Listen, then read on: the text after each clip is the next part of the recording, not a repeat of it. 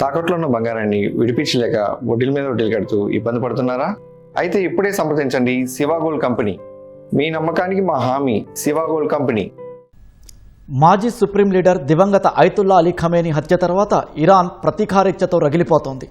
ఇరాన్కు చెందిన ఓ కన్జర్వేటివ్ పత్రిక టార్గెట్ చేయాల్సిన ప్రపంచ దేశాల అధినేతల జాబితాను ఆన్లైన్లో ప్రచురించింది. అందులో అమెరికా, ఇజ్రాయెల్, యూరప్ దేశాల అధినేతలు ఉన్నారు. ఆ హిట్ లిస్ట్ను ఇప్పుడు ప్రపంచవ్యాప్తంగా కలకలం రేపుతోంది.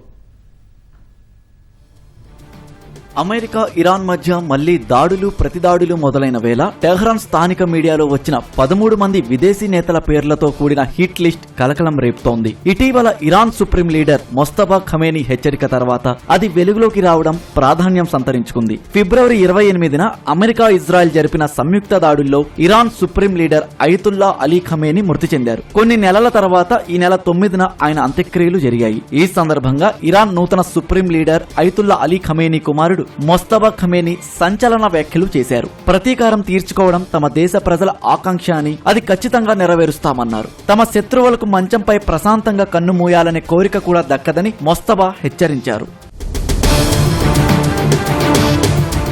మొస్తఫా ఖమేనీ ప్రకటన వెలువడిన వెంటనే ఇరాన్కు చెందిన కన్జర్వేటివ్ పత్రిక హమ్ షహరీ శనివారం రాత్రి ఆన్లైన్లో ఒక ఇన్ఫోగ్రాఫిక్ ను విడుదల చేసింది. ఖమేనీ హత్యకు ప్రతీకారంగా హతమార్చాల్సిన 13 మంది విదేశీ నేతల పేర్లు, ఫోటోలను ప్రచురించింది. ఈ జాబితాలో అమెరికా అధ్యక్షుడు డొనాల్డ్ ట్రంప్, ఇజ్రాయెల్ ప్రధాని బెంజమిన్ నెతన్యాహు, బ్రిటన్ ప్రధాని కీర్ స్టార్మర్ ఉన్నారు. అయితే ఈ ఇన్ఫోగ్రాఫిక్ ఆదివారం నాటి ఆ పత్రిక ప్రింట్ ఎడిషన్ లో మాత్రం రాలేదు.